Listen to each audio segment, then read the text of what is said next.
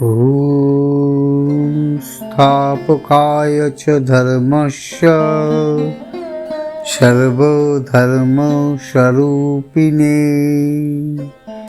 अवतारवरिष्ठाय রামকৃষ্ণায় নমো নমঃ। ঠাকুর শ্রী শ্রী রামকৃষ্ণ মা ও স্বামীজির চরণে প্রণাম জানিয়ে আমি স্বামী ব্রহ্মানন্দ সংকলিত শ্রী শ্রী রামকৃষ্ণ উপদেশের সপ্তদশ, অষ্টাদশ ও ঊনবিংশ পর্ব যথাক্রমে ধ্যান, সাধন ও আহার এবং ভগবত কৃপা থেকে পাঠ করে শোনাচ্ছি। এটা ঠাকুর শ্রী শ্রী রামকৃষ্ণের কথা, দয়া করে স্ক্রিপ্ট না করে পুরোটা শুনবেন, আশা করি ভালো লাগবে। সপ্তদশ পর্ব ধ্যান। সত্যগুণীর ধ্যান কীরূপ হয় জানো? তারা রাত্রে মশারি খাটিয়ে তার ভেতরে বসে ধ্যান করে। লোকে মনে করে সে ঘুমোচ্ছে, তাদের বাহ্যিক লোক দেখানো ভাব একেবারেই নেই। সাধকের ধ্যানের সময় মধ্যে মধ্যে এক প্রকার নিদ্রার মতো আসে, তাকে যোগনিদ্রা বলে। সে অবস্থায় অনেক সাধক ভগবানের রূপ দর্শন পায়। ধ্যান এমন করবে যে তাতে একেবারে তন্ময় হয়ে যাবে, ডাইলিউট হয়ে যাবে। যখন ঠিক ধ্যান হয়, পাখিরা তার গায়ে বসে, কিন্তু সে টের পায় না। মা কালীর মন্দিরের নাট মন্দিরে আমি যখন ধ্যান করতুম, তখন সেখানকার লোকেরা বলতো, আপনার গায়ে চড়াই ও শালিক পাখি বসে খেলা করে। সপ্তদশ পর্ব ধ্যান এখানেই শেষ হলো। অষ্টাদশ পর্ব সাধন ও আহার। যে হবিষ্যান্ন ভক্ষণ করে কিন্তু ঈশ্বর লাভ করতে চায় না, তার হবিষ্যান্ন গোমাংস তুল্য হয়। আর যে গোমাংস ভক্ষণ করে কিন্তু ভগবানকে লাভ করবার চেষ্টা করে, তার পক্ষে গোমাংস হবিষ্যান্ন তুল্য হয়। স্বর্গীয় মহাত্মা বিজয়কৃষ্ণ গোস্বামী মহাশয়ের শাশুড়ি একদিন পরমহংসদেবকে দর্শন করতে এসেছিলেন।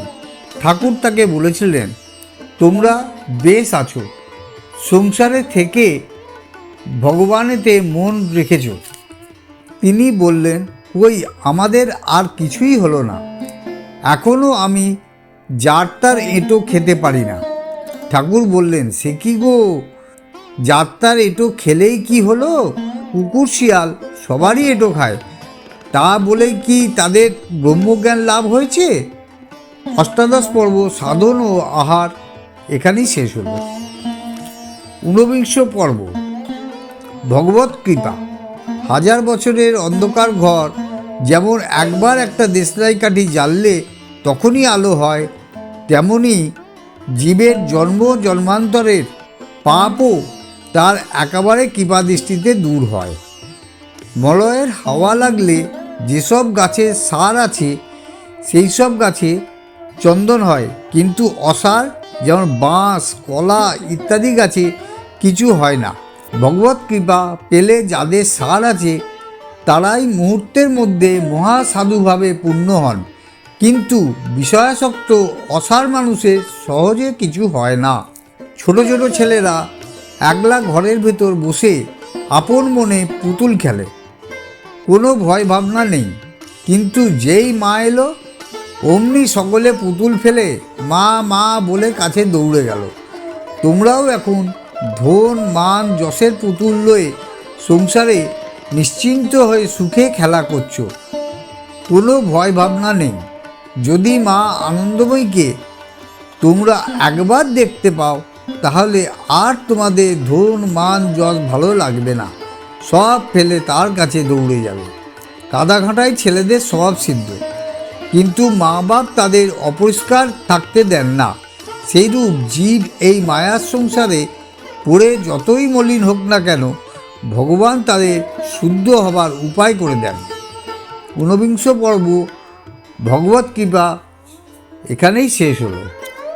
এই পর্বটা যদি আপনাদের ভালো লেগে থাকে, তাহলে আমায় উৎসাহিত করতে বা মোটিভেট করতে এটা অবশ্যই লাইক করে আপনাদের বন্ধু বান্ধব আত্মীয় স্বজন ও রামকৃষ্ণ অনুরাগীদের শেয়ার করে দেবেন ও পরবর্তী ভিডিও নোটিফিকেশান পাওয়ার জন্যে অবশ্যই সাবস্ক্রাইব করে বেল আইকনটা টিপে অল নোটিফিকেশান অন করে দেবেন। ধন্যবাদ।